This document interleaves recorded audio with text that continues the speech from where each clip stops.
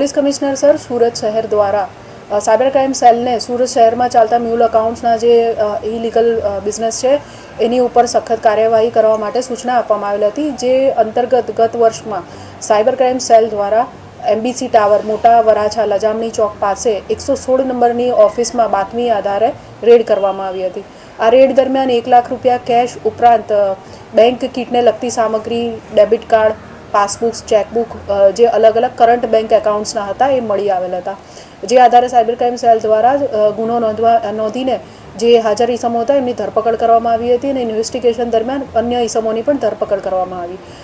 જે અંતર્ગત કુલ આ ગુનાની અંદર 8 આરોપીઓની ધરપકડ કરવામાં આવેલ હતી, જેમાં નરેશ ધડુક અને રજની ખૂંટ આ જે મુખ્ય સૂત્રધારો છે તે અન્ય પોતાના સાથીદારો સાથે મળીને અલગ અલગ બેંકોમાં ખોટા જે bank account current bank account છે એ ખોટી દુકાનોને એમ ઊભી કરીને બનાવડાવતા હતા.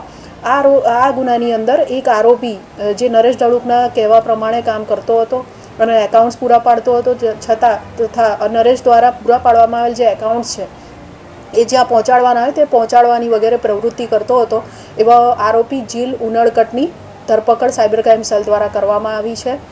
સદર આરોપી આ ગુનામાં નાસ્તો ફરતો હતો અને લગભગ અત્યાર સુધીની તપાસમાં 10 થી 11 કરંટ બેંક એકાઉન્ટો તેણે પૂરા પાડ્યા હોય એવું જણાઈ આવ્યું છે.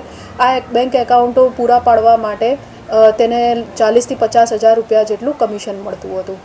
સાયબર ક્રાઇમ સેલ દ્વારા આ આરોપીને કોર્ટમાં રજૂ કરીને 4 દિવસના રિમાન્ડ મેળવવામાં આવેલ છે અને તેની વધુ પૂછપરછ ચાલુ છે.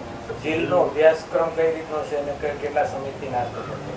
જીલ ગત નવેમ્બર માસમાં જ્યારથી ગુનો નોંધાયો ત્યારથી નાસ્તો ફરતો હતો અને સુરતની એક કોલેજની અંદર BBAનો અભ્યાસ હાલ કરતો હતો.